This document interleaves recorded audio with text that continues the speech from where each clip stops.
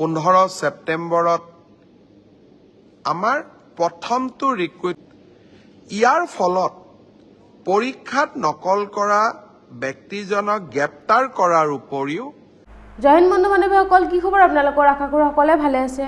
তো আপোনালোকৰ মাজত এইবাৰ যিসকলে 3rd গ্ৰেড আৰু 4th গ্ৰেডৰ ৰিটেন এক্সাম দিব, তো আপোনালোকৰ কাৰণে মোষ্ট ইম্পৰ্টেণ্ট ভিডিঅ' এইটো। কিয় কৈছোঁ আপোনালোকৰ কাৰণে ইম্পৰ্টেণ্ট বুলি? ভিডিঅ'টো শেষলৈকে চালে আপোনালোকে গম পাব।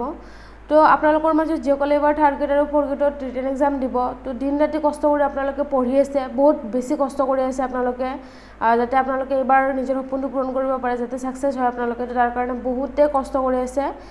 তো তাৰে মাজতে বহুত মানুহ এনেকুৱা আছে যিসকলে ধৰক টকা পইচা দি বা 2 নম্বৰী কৰি যদি চাকৰি ল'বলৈ চেষ্টা কৰে এইবাৰ, তো তেওঁলোকে ডাইৰেক্ট গ্ৰেপ্তাৰ হ'ব।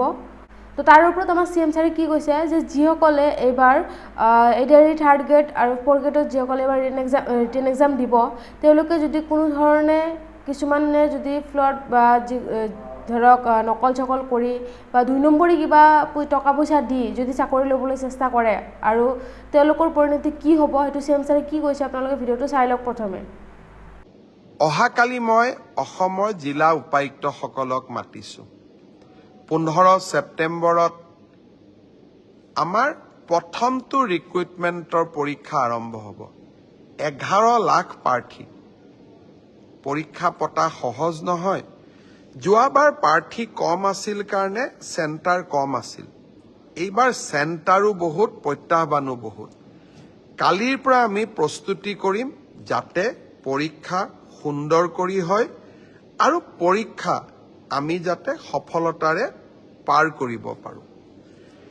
পৰীক্ষাত নকল কৰা বা পৰীক্ষাত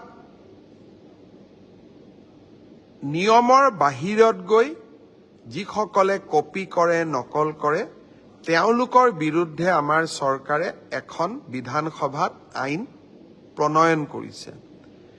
ইয়াৰ ফলত পৰীক্ষাত নকল কৰা ব্যক্তিজনক গ্ৰেপ্তাৰ কৰাৰ উপৰিও তেওঁৰ ঘৰুৱা সম্পত্তিসমূহো চৰকাৰে অধিগ্ৰহণ কৰাৰ এক ডাঙৰ ক্লজ এই আইনকেইখনত আছে।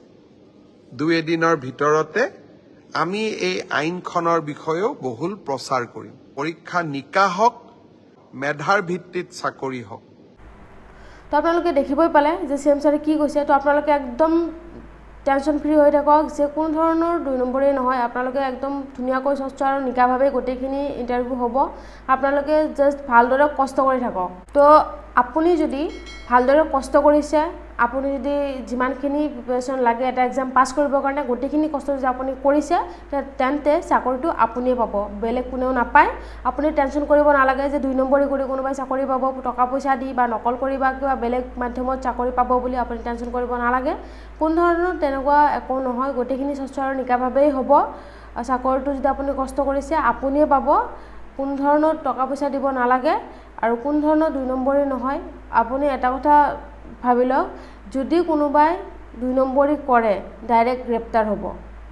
আমাৰ CM ছাৰে যিমানখিনি কৈছে সেইখিনিৰ ওপৰত আপোনালোকক জনাই দিবলৈ চেষ্টা কৰিলোঁ কথাটো। মই ভাবোঁ আপোনালোকৰ মাজত এই ভিডিঅ'টো চোৱাৰ পিছত যিসকলে মধ্যবিত্ত ঘৰৰ পৰিয়ালৰ পৰা যিসকলে আছে যে আমি টকা পইচা দিব নোৱাৰিম, আপোনালোকে টকা পইচা ক'তো দিব নালাগে। আপোনালোকে জাষ্ট ভালদৰে পঢ়িব লাগে।